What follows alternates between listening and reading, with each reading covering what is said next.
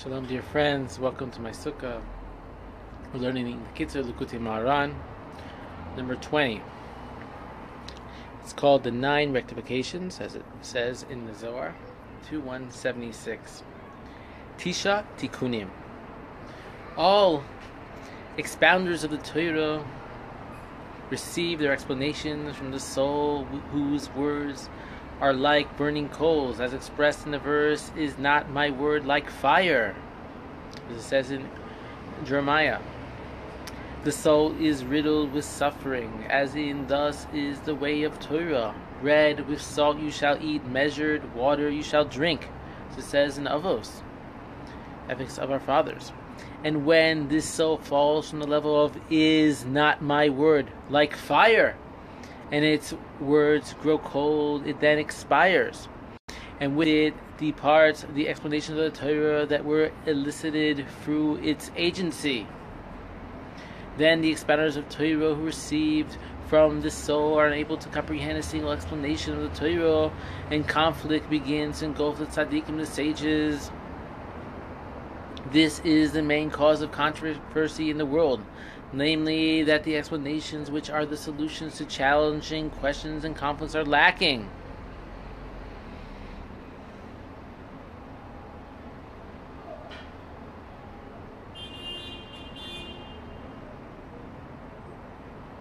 Number 2, a person who wishes to invoke Torah lessons must first draw upon himself words as hot as burning coals. Now speech is drawn from the supernal heart, as in the rock of my heart, as it says in the Psalms, Sur Levavi, Psalm 73. Before receiving these words, a person must first pour out his heart in prayer before Hashem. Then through his prayers, Hashem's compassion is stirred, and the supernal heart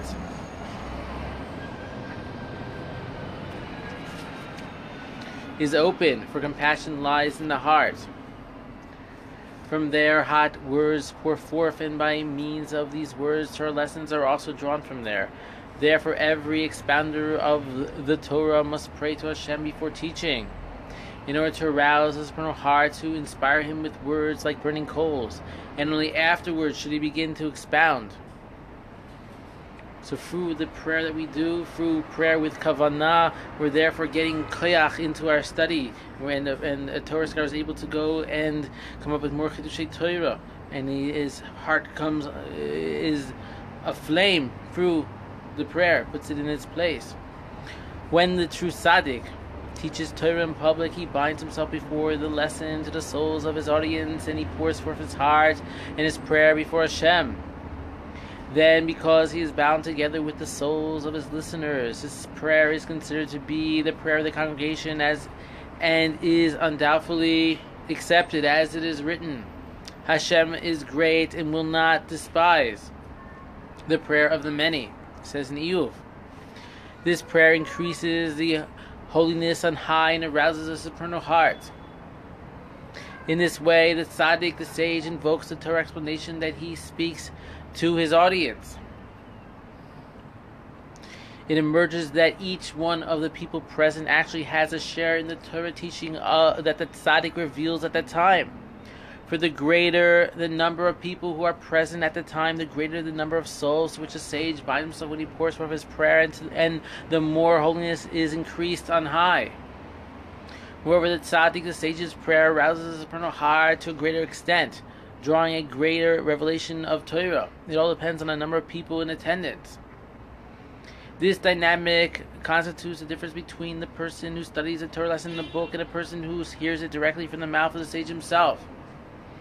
For the soul of the person who hears directly was surely bound to the soul of the sage at the time of his prayer, and therefore he has a share in this explanation. Furthermore, all of those people who are present at the time of the lesson have the evil in them subdued by the good in the sage who is teaching the lesson. And whatever degree their own evil is subdued, so are the enemies subdued. Namely, the impure forces besieging the supernal heart. In this way, the tzaddik, the sage, removes them from the domain of the other side and places them under the dominion of holiness. To relate to this idea, before I came and I turned on the Torah, I was thinking about all the people. Like, I need to inspire them. I started thinking of different people. Maybe they'll come and watch. So I could understand this idea where the sage is preparing his lesson. He's thinking about all the people that are going to come, that are going to go and be uplifted. He's kind of including them in this elevation through the prerequisite before his preparation before he begins giving over Torah, and he's praying to Hashem. It's important he prays to Hashem, so he includes all these souls and lifts them up. And so we learn the greater number of people that are watching, the more sparks are flying to help more and more people.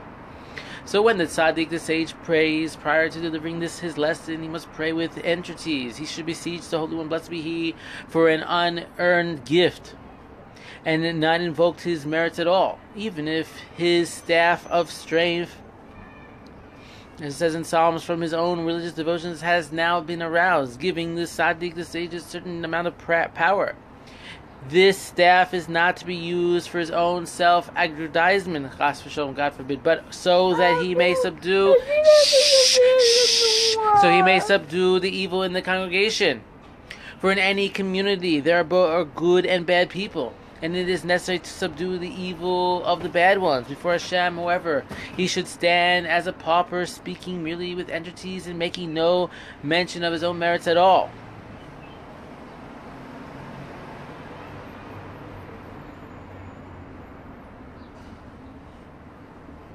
For this reason, a person should never force any matter with Hashem. Rather, he should simply ask for what he wants, in the form of entities. If Hashem grants his request, he grants it. If not, not.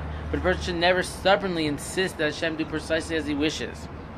The Rebbe says in other places, a person should pray for everything that he needs. We're only saying don't push the issue. Pray. You should pray as many times as you feel something. But if you see that it's not Hashem's will on something, and it's clear it's not Hashem's will, you shouldn't you shouldn't do it in a way of chutzpah, of disrespect. But when you speak to Hashem, you should go and be like a lawyer. You should be like there's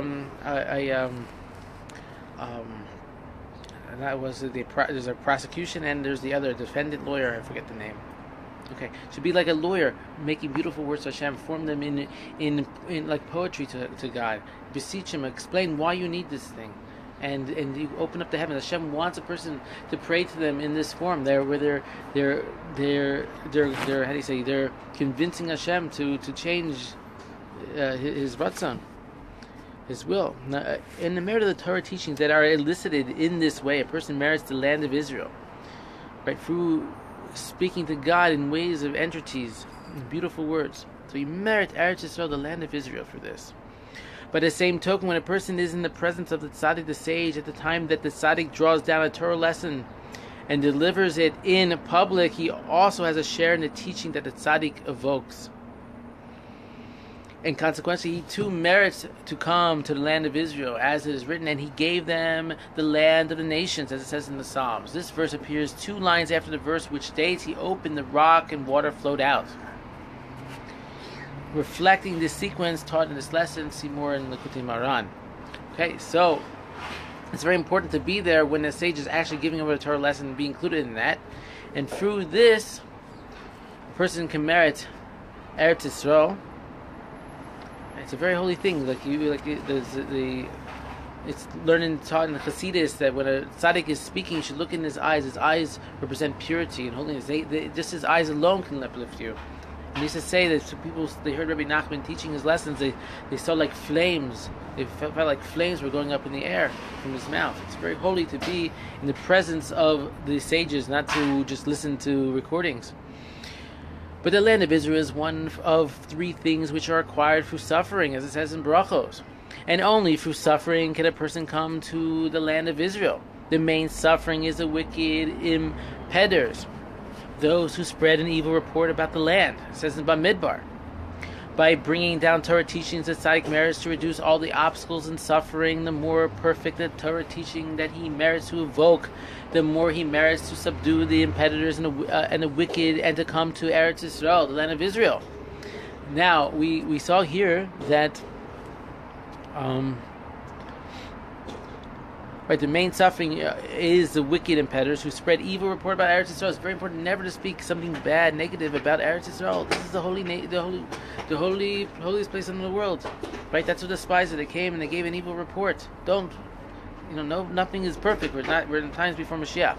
But watch your words. Have a holy respect for such a makom kadosh.